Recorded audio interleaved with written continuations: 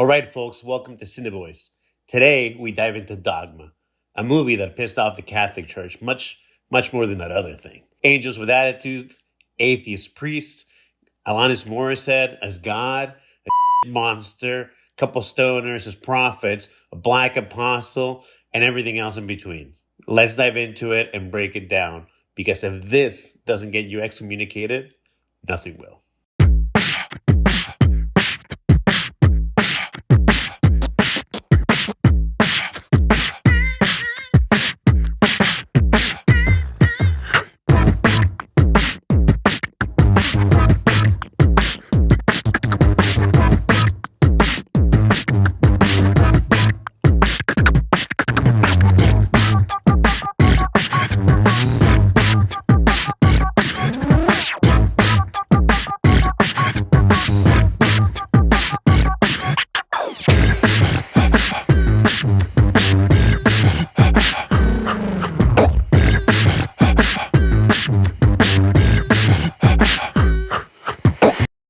Welcome to Cine Boys. All right. Welcome.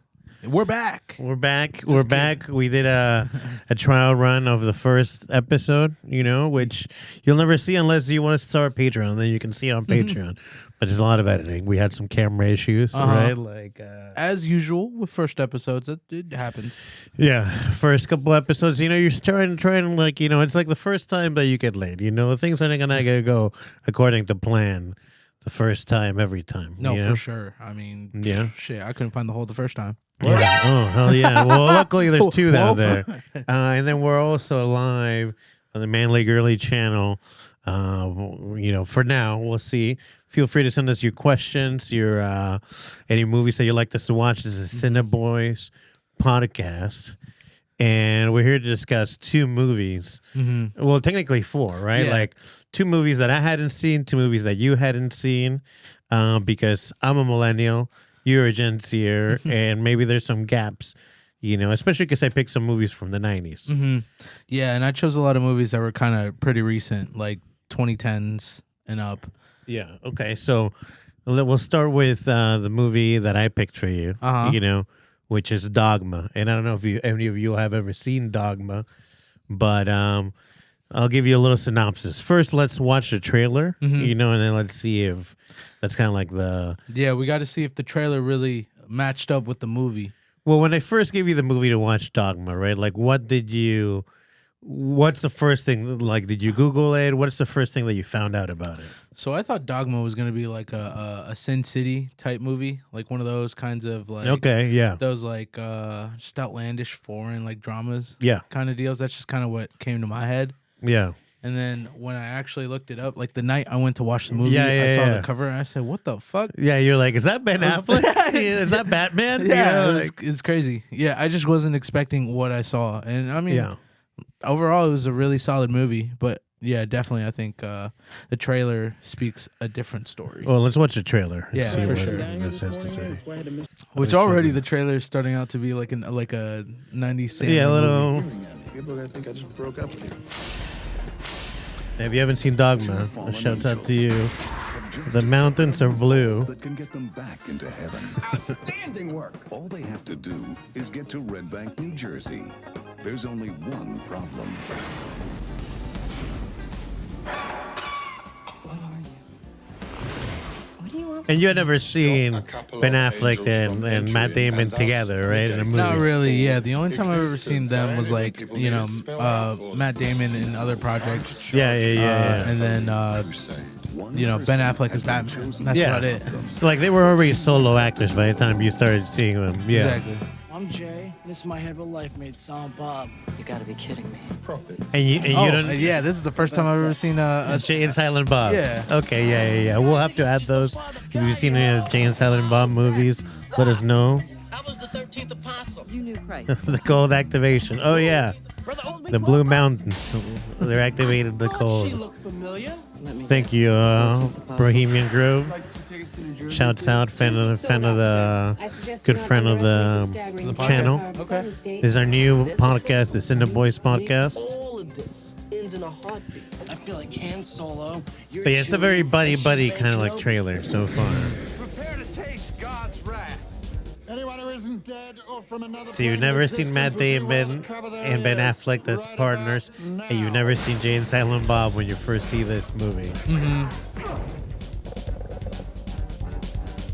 And like, I guess you could like, because I've watched comedies, where they're like pretty outlandish. Like this gave me very what is it, a Monty Python? Okay, vibe. Monty Python vibes. Like okay, I've only seen clips, but I understand like that humor. Yeah, if you know what I mean. Yeah, it's definitely a little absurd. Yeah. It's got a great sense of humor. Take sex, for example. Sex is a joke in heaven. The way I understand it, it's mostly a joke down here, too. Get it?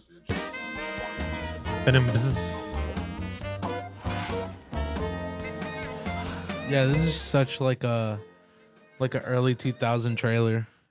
Yeah, it's a very Like, it's set for like its time, you know, like that's what the norm was. Like now everybody like movie trailers nowadays are like very like high production. They're just as high production as the movie. Yeah. Seeing a movie trailer like that, you kind of see like, oh yeah, this is still like art at some point. It wasn't like high production. And do you think that you get a lot out of the trailer, out of what's going on in the movie? If I hadn't seen the movie, If you hadn't seen the movie. if I hadn't seen the movie, I would have thought it was just, you know, like a I guess you would say just an original story. Like you wouldn't have. Okay. I mean, it is an original story, but there's complexities to that story that you're just like, oh, it's a very religion based story. Yeah, and if you haven't seen it, the name Dogma doesn't give it away.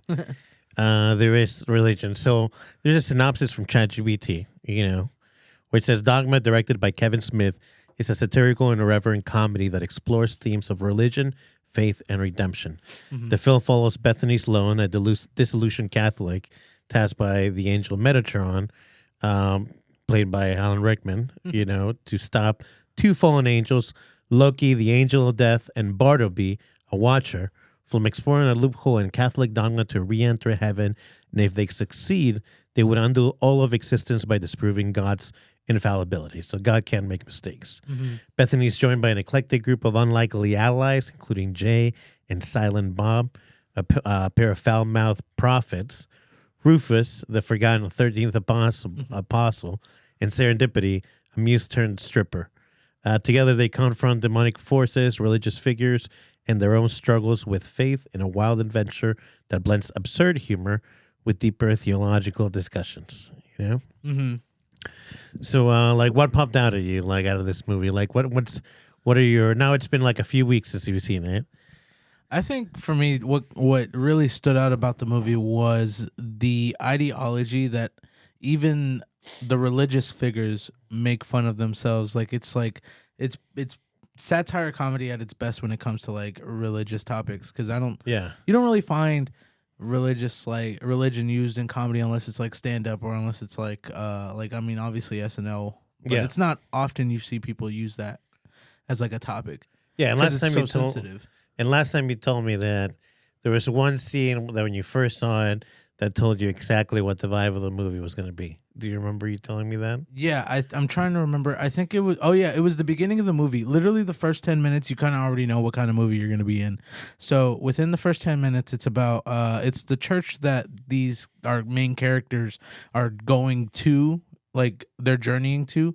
And it was literally just like, it felt like an ad for like, an easier way to bring in people to the church, and his name was Buddy Jesus, Buddy Christ. Buddy, you know, with a thumbs up, you know, he's like, I think he's like, you know, winking at you as well, you know, like with a smile, like Buddy Christ, you know. Yeah, and it was like just a funny ad, and you can kind of see like it kind of lets you know what kind of humor is about to hit, and it was a very funny movie. I very much enjoyed that movie.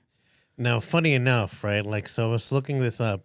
And apparently there was like some controversy around this movie.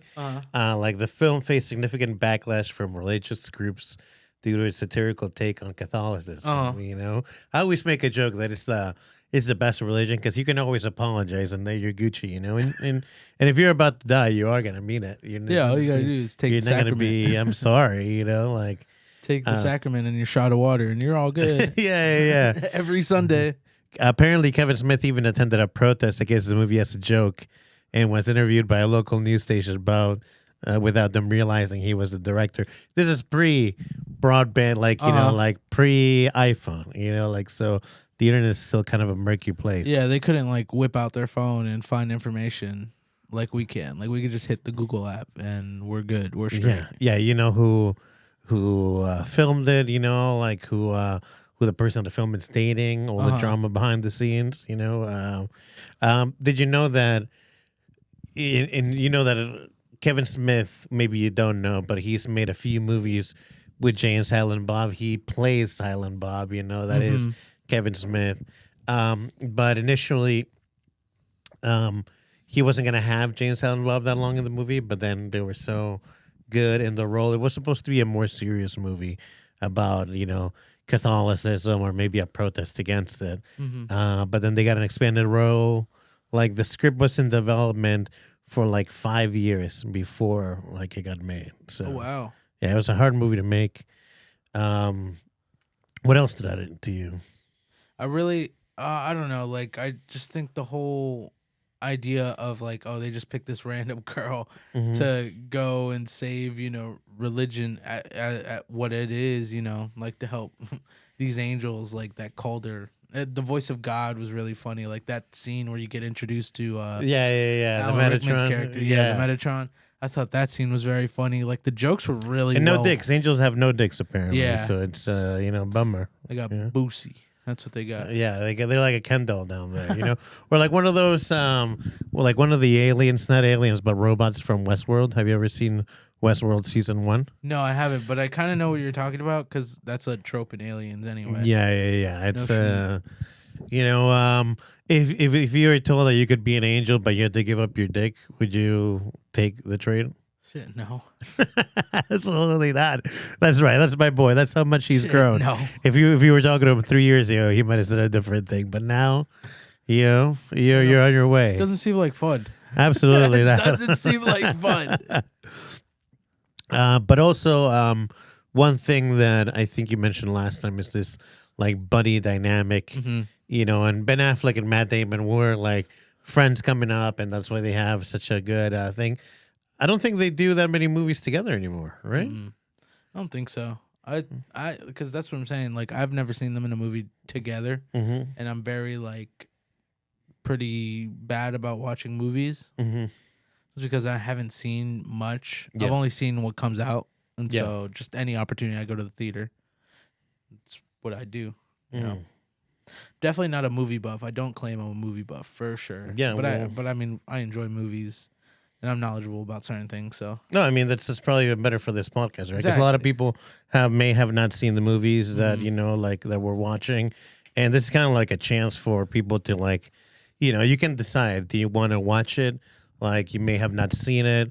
Like there's sometimes there's nothing that's gonna pull you out to just watch a movie. Like if you want to see what's underneath the pants of an angel, you can watch this movie. There's not going to be a lot of surprises there. There's this one scene that I really like where Ben Affleck and Matt Damon, right? Loki and Bartleby, they're taking a bus because they got to take a bus to this church. And the bus in the church, they're talking because apparently the original story was that Loki used to be the wrath of God. He used to like kill humans throughout history, and then Bartleby like convinces him not to do it. And then they're in the bus, and Loki's like getting like he's all emotional. He's like, "What? You think I don't have it?" He's like, for example, look at this couple over there. He's like, "Yeah, what's wrong with him?" He's like, he's a sinner. Like he's making out with his woman. He's like, being out of wedlock. And Ben Affleck tells him, "It would never occur to you that that's his wife." And then Loki, what does Loki say? Loki he goes, no, there's no way a husband would ever kiss his wife like that.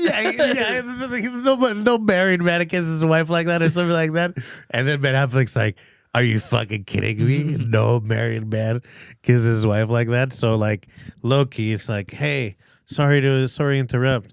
And the guy's like in a full makeout session, right? Like, and he's like, are you married by chance? He's like, no, that's any of your damn business, but yeah. And then he's like, excuse me again, to her? And then he's like, I think that's when he says, not that it's any of your damn business, but no. And then what happens? And then he looks at Ben Affleck's character just for like that look of disapproval because Like, Ben I Affleck, had it right. Like, yeah, I he was still like, I got had it. it right. And then he goes, all right, fine. And he pulls out a fucking Desert Eagle and just blasts him to smithereens, bro. Fired and forget, bro. It's crazy. It was such a funny scene because it just came out of nowhere. I wasn't expecting him to just pull out a blicky like that. Yeah, so a lot of people get shot up, like in this movie. Yeah, a lot of people die. Yeah, like remember that scene that we were talking about the other day about when he goes into the office? Yeah, the office, the business meeting, and he movie. The big cow. There's this, like, what do you remember about that scene? They barge in the middle of a meeting and they start kind of going one by one, looking at all these execs. Like, hey man, like, because they're angels, so they know all the wrongs they've done. Yeah, they know that they've done bad things, and then they'll pretty much go one by one, kind of telling them what it is, what they're doing, and then they'll head to the head honcho. Yeah, and he goes, "Yours is fucking terrible," and he whispers it in his ear. And then I think Matt Damon's character goes in the back after he kind of like, "That's your son." That's your son. Yeah, exactly. So something pretty bad, and then Matt Damon, look, he has his little like this little wax man. He's like, do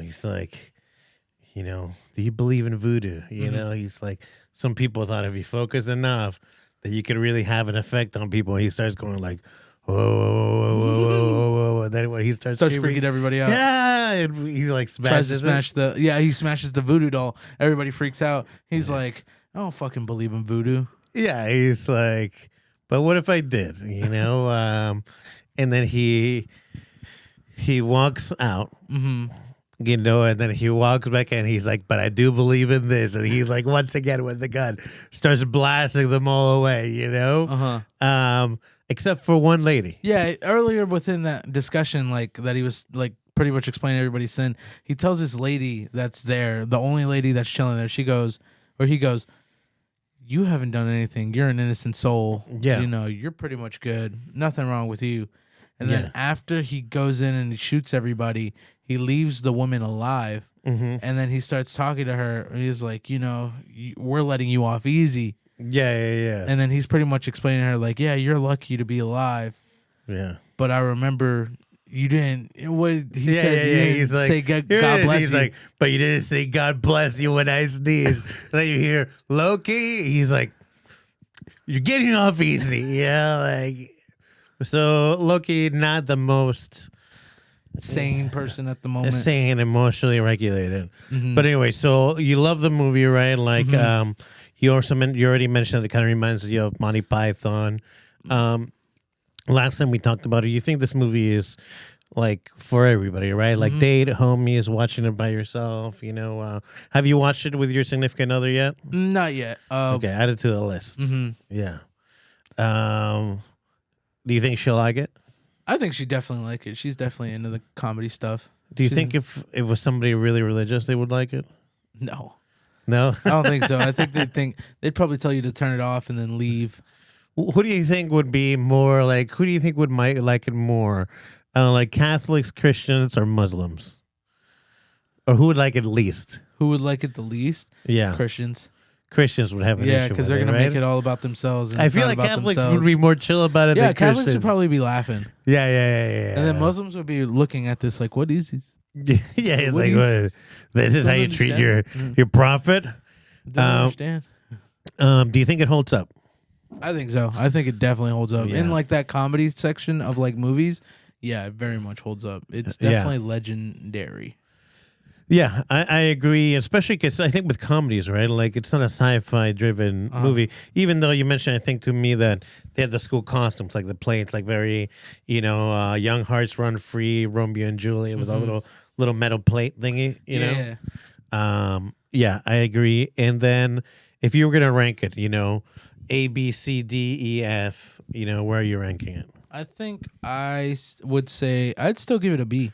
A B? Yeah. I'd give it a B+. Yeah, I would give it, an A minus. So let's narrow on B. I will agree with you, right? And every week, for every movie, we're gonna give it a rating, whether it's A, B, C, D, E, F, or maybe it's S tier. Maybe it's the tippity top. So Drop in the chat. Let us know what movies we should see. Which ones are your S tier movies? Which movies do you think that, like people haven't seen and you saw and that we should watch? Yeah. Yeah, let us know. All right, so now let's move on to the second movie. Okay. Right? Do you have Wait. any other thoughts on that? before? On Dogma? No, I think Dogma is a very, because I don't hear about it much. I think it's underrated. Underrated. People, Mhm. I feel like everybody in my generation watched it, but if you didn't catch it, because it became a cult, had a film. cult following, Mhm. right? And if you're a comic and you're watching this, that's George Carlin. He's like notoriously atheist guy, and he plays, Jesus, Cardinal yeah, he played Glick. God. Like the little cardinal that's kind of like at the center of this. God is played by Alanis Morissette, so it has, everything has stuff for lesbians as well. I think lesbians love Alanis Morissette. Or maybe millennial lesbians. No comment. No comment. Sorry, lesbians. I already didn't have a chance with you, anyways.